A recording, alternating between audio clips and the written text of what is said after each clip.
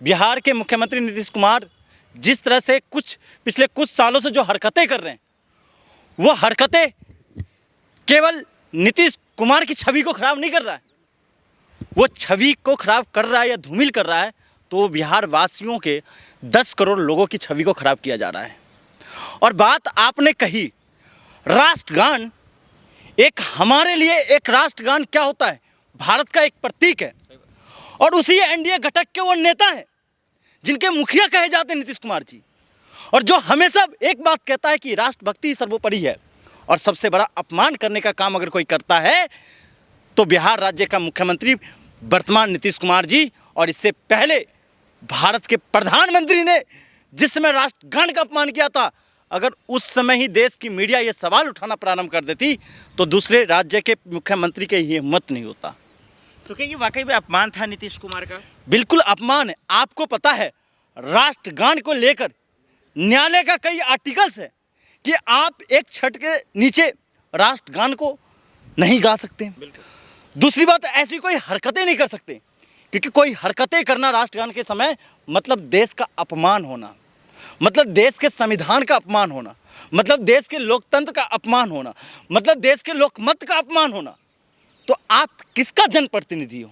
लेकिन उनके नेता, उनके प्रवक्ता जेडीयू के कह रहे हैं ये अपमान नहीं है, ये बदनाम करने की साजिश है। सुनिए, उनके नेता हो या प्रवक्ता हो, जिसने बिहार को लालू के नाम पर हमेशा बदनाम करने का काम किया हो, जिस लालू ने समता का एक प्रतीक दिया और एक संकेत दिया है पूरे देश में, उसको बदनाम करने का काम, उसको अपमान करने का काम करता है, उससे हम उम्मीद ही क्या लगा सकते हैं। और आते हैं जनता दल यूनाइटेड से। जनता दल यूनाइटेड ने इसी बिहारी अस्मिता को लेकर नरेंद्र मोदी का बाइकआउट करने का काम किया था। आज वो अस्मिता कहाँ चली गई? आज वो ईमान कहाँ डूब गई है नीतीश कुमार की या जेडीयू के नेताओं की? आज बिहारी अस्मिता नहीं जग रहा है।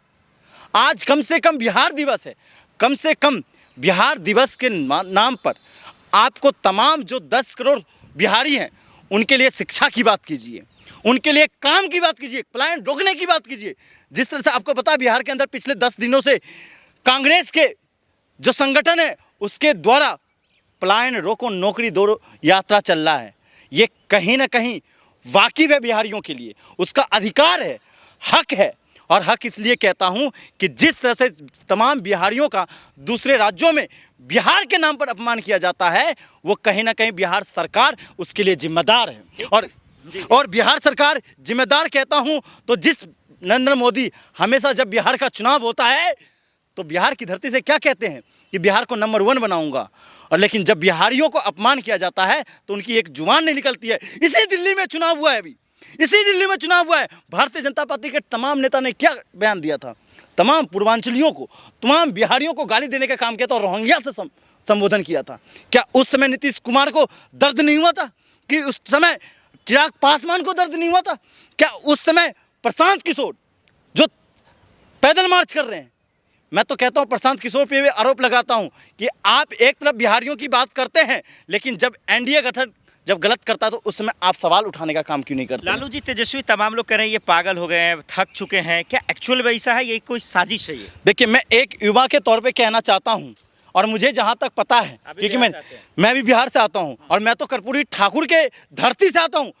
जिस धरती ने और जिस कर्पूरी ठाकुर ने नीतीश कुमार को नीतीश कुमार बनाने का काम किया है, मैं बताना चाहता हूं कि एज के हिसाब से, एक शिक्षा के तौर पे बताना चाहता हूं, एज के हिसाब से हो सकता है कि मानसिक संतुलन बिगड़ जाता है। मैं उन पे आरोप और प्रत्यारोप का काम नहीं कर रहा हूं, लेकिन एक मेडिकल, एक डॉक्टर, एक कंसल्टेंट से उनको जांच करानी चाहिए। जिस तरह से उनके पिछले कुछ सालों से उनकी हरकतें, उनकी बातें और उनके बेबुनियाद जो एक्टिविटी है सदन के अंदर, जिसकी वजह से पूरे बिहार वासियों को अपमान सहना पड़ता है एक मुख्यमंत्री के तौर पे। अरे मुस्लिम यादव, मैं कह रहा हूं, मैं सच बोल रहा हूं। आप किसी युवाओं से पूछिएगा तो युवाओं को सशक्त करने का काम अगर किसी ने किया था तो लालू यादव। मैं कहता हूं आज महिलाएं चार दीवारी से बाहर निकल के आई है, उस महिलाओं को चार दीवारी से बाहर निकालने का काम अगर किसी मुख्यमंत्री ने किया था तो उस मुख्यमंत्री का नाम था लालू प्रसाद यादव। और समाजवादी मैं कहता हूं कि संविधान लिखने का काम डॉक्टर बाबा साहब अम्बेडकर ने किया था।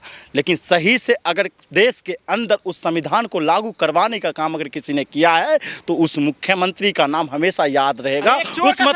उस मुख्यमंत्री का नाम है लालू प्रसाद यादव।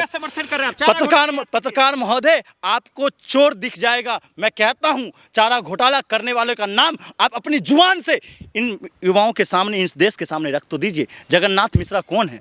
और चारा घोटाला को अदालत के अंदर ले जाने वाले मुख्यमंत्री या नेता का नाम तो बता दीजिए। उस नेता का नाम था लालू प्रसाद यादव, जिसको धनबाद कोर्ट और रांची कोर्ट के अंदर ले जाने का काम किया था। आप कहते हैं जिसने चारा घोटाला को उजागर करने का काम किया वो चोर, और जिसने चारा घोटाला किया अधिकारियों के साथ वो नाफसाफ और देशभक्त और राजभक्त। ये कैसा न्याय है देश के अंदर? यही तो लोकतंत्र की जो अस्मिता है वो कहीं ना कहीं देश के अंदर डुबोई जा रही है। और मैं इस लोकतंत्र को जिंदा करने का जिम्मा हम जैसे युवाओं का है, हम जैसे और तमाम जो करोड़ों महिलाएं उनका है। और इन करोड़ों महिलाओं और युवाओं के नाम पर देश को अगर सशक्त करने का काम करेगा तो वही समाजवादी नेता लालू प्रसाद और तेजस्वी यादव। नीतीश कुमार को माफ नहीं किया जा सकता है। सुनिए, नीतीश कुमार को बिहार की जनता ने 20 साल शासन करने को दिया। अब शासन बदलने की होड़ है, अब परिवर्तन का दौर है। अब नौजवान देखता है कि मेरा जो जन्मभूमि है वही मेरा कर्म भूमि होना चाहिए। मतलब देश को अगर सशक्त करना है तो युवाओं को और महिला को सशक्त करके बिहार को सशक्त करने का काम परिवर्तन के नाम पर होगा। नेशनल एंथम को लेकर इतना तमाशा क्यों कि भाई उन्होंने गुनाह किया, अपराध कर दिया, इमरजेंसी लगा दो? बिहार में इतनी होड़ चल रही है, सदन के अंदर हंगामा। पत्रकार महोदय, मैं आपसे पूछना चाहता हूँ, आप अगर राष्ट्रगान का अपमान अगर मैं करूँगा तो क्या आप मुझे छोड़ दोगे? बिल्कुल आप मुझे छोड़ सकते हो, लेकिन मैं आपको नहीं छोड़ सकता हूँ। और तमाम वो, एक तो वो जनप्रतिनिधि और ऊपर से देश बिहार राज्य का मुखिया है, अगर वो अपमान कर रहे हैं तो उस राज्य के करोड़ों लोगों का अपमान है। आखिर तो बता दीजिए क्या इलाज है नीतीश कुमार का? ये जो गलती हुई है, गुनाह हुआ। चाचा को एक ही बात कहना चाहता हूँ कि आपको देश की जनता ने सेवा करने का और राज्य की जनता ने सेवा करने का मौका दिया था। अब उस गद्दी को छोड़िए, सीट को छोड़िए, किसी युवा को हाथ में दीजिए और युवा को सशक्त करने का समय आ गया है। क्योंकि अब राज्य, बिहार राज्य युवा सोच से ही आगे बढ़ेगा और युवा ही सशक्त करेगा। बेटा आ रहा है किसका? कुमार का बेटा निशांत। सुनिए, मैं इन पे ज़्यादा टिप्पणी नहीं करूंगा, लेकिन निशांत के बारे में बात कहना चाहता हूं। तो निशांत को मैं कहना चाहता हूं कि वो अपनी मम्मी को भी याद कर लें कि नीतीश कुमार जी ने उनकी मम्मी के साथ क्या किया था। अरे वो काबिल है कि नहीं, ये बता दीजिए। बिहार का वो भी लाल है।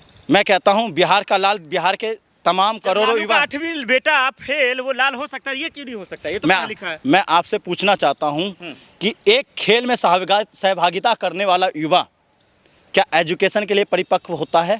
मैं आपसे सवाल करना चाहता हूं, सचिन तेंदुलकर के एजुकेशन पे सवाल कीजिए। मैं आपसे सवाल करना चाहता हूं, विराट कोहली के एजुकेशन पे सवाल कीजिए। मैं आपके सवाल करना चाहता हूं, मैरी कॉम के एजुकेशन पे सवाल कीजिए। मैं आपसे सवाल करना चाहता हूं, मैं आपके उन तमाम जो ओलंपिक से लेकर कॉमनवेल्थ गेम्स में गोल्ड मेडल लेकर आए हैं, सिल्वर मेडल लेकर आए, उन खिलाड़ियों के ऊपर एजुकेशन के ऊपर सवाल कीजिए। अपने फील्ड में नाम कमाया, लालू का बेटा ने क्या काम कमाया अपने फील्ड में? सुनिए, जब जरूरत होता है युवाओं को तो समाज सेवा का विभाग उनकी बातों से दिख जाए। उन्होंने नाम नहीं कमाया तो आपको पता होगा देश के और राज्य के कोई ऐसा मुख्यमंत्री की ताकत नहीं हुई है जिसने 17 महीने में जो वादा किया वो करके दिखा दिया। उन्होंने कहा था 10 लाख युवाओं को नौकरी देने का काम किया, तो आज तक वर्ल्ड रिकॉर्ड की बात कर रहा हूँ। वर्ल्ड रिकॉर्ड एक मिसाल है भारत के लिए, भारत की पहचान है कि सबसे ज़्यादा महिलाओं को रोजगार देने का काम किया है 10 महीने की शासन में तेजस्वी यादव ने किया। अगर आपको ऐसा मुख्यमंत्री नहीं चाहिए तो कैसा मुख्यमंत्री चाहिए? ऐसा मुख्यमंत्री चाहिए जो धार्मिक उन्माद फैलाए, या ऐसा मुख्यमंत्री चाहिए जो रोजगार के नाम पर आपको सशक्त करे? बोला बोलते हैं वो कैसे बिगड़ जाएगा? जो आप जिस मोदी जी को लाडला बताते हैं गुजरातियों का, उन गुजराती की बात को, तमाम गुजरातियों की बात नहीं कर रहा हूँ, उन गुजरातियों को जो पूरे देश के ईमान को बेचकर अपना ईमान बस बनाना चाहता है, उन गुजरातियों के बिहार के अपमान से ही तो उसका नाम हो रहा है। और ये बात नरेंद्र मोदी को भी पता है और अमित शाह को भी पता है, और ये बात तमाम जो गुजरात के उद्यमी अडानी से लेकर अंबानी तक उसको भी पता है। अगर आप हकीकत में उनका लाडला होता तो बिहार के उद्यमियों को बढ़ाने का काम नरेंद्र मोदी अपने कलम के वास्ते करते। अगर वास्तव में उन्हें बिहार से प्यार होता तो वो पूरे देश को बताने का काम नहीं करते कि मैं इतने का बजट दे रहा हूँ, कितना चाहिए। अरे तुम्हारी हिम्मत है बिहार को खरीदने की, तुम्हारी हिम्मत है गांधी के धरती को खरीदने की, तुम्हारी हिम्मत है जेपी के धरती को खरीदने की, तुम्हारी हिम्मत है गौतम बुद्ध के विचार को बंद करने की बिहार में, तुम्हारी हिम्मत है जैनियों के जो संस्कृति है, जो उनके सभ्यता, उनको ख़त्म करने की। तुम्हारी हैसियत है, तुम ऐसी हैसियत तो वीर कुंवर सिंह को अपमान करने का काम करते हो। और उस नरेंद्र मोदी की बात करते हो जितने हमेशा बाढ़ के नाम पर एक थोड़ा सा आर्थिक मदद देकर जब वो मुख्यमंत्री थे पूरे तमाम बिहारियों को अपमान करने का काम किया था कि गुजराती की वजह से बिहारी मजबूत है। तो मैं तो ये कहना चाहता हूँ गांधी का भी नाम हुआ था तो बिहारियों ने ही नाम किया था। मैं तो ये भी कहना चाहता हूँ सरदार वल्लभ भाई पटेल को अगर लौह पुरुष किसने बनाया तो बिहारियों ने ही बना था।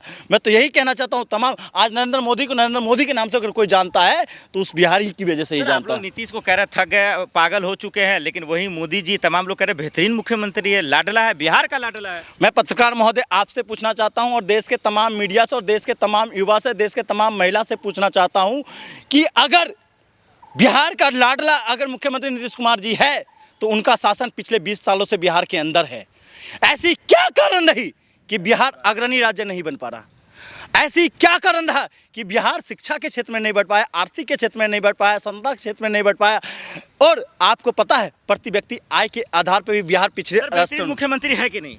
मैं भी तो बिहार से आता हूँ, सटके बनी कि नहीं बनी? सुनिए बिहार सुनिए इसके बारे में बके हुए आप सुनिए, मैं नीतीश कुमार को नहीं बोला, नीतीश कुमार की नीतियों का विरोध करता हूं। मैं नीतीश कुमार जो नीतीश चमका है कि नहीं बताइए पहले आप। सुनिए पिछले 20 सालों में जिस तरह से बिहार की क्षमता की बात होती है, पिछले 20 सालों में जिस तरह से बिहार की अस्मिता नीचे गिरी है वो कभी भी नहीं हुआ था आज तक। मैं कहना चाहता हूँ कि पहले कभी बिहारियों को गाली देने का काम नहीं किया जाता था। आज क्या हो रहा है? बिहारियों को संबोधन किया जाता तो गालियों के नाम पर संबोधन किया जाता है। आज क्या हो रहा है? आज बिहारी तमाम जो पलायन जो परदेसी हैं उनको अपमान करने का काम किया जाता है।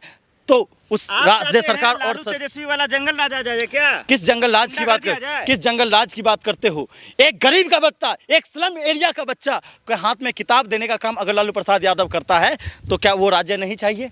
मैं कहना चाहता हूं एक झुग्गी झोपड़ी में जो जाति भात से जो चबूतरे पे नहीं बैठ सकता था, कुर्सी पे नहीं बैठ सकता था, उसको कुर्सी पे बैठने का अधिकार दिया। तो ऐसा ही राज्य चाहिए हमें।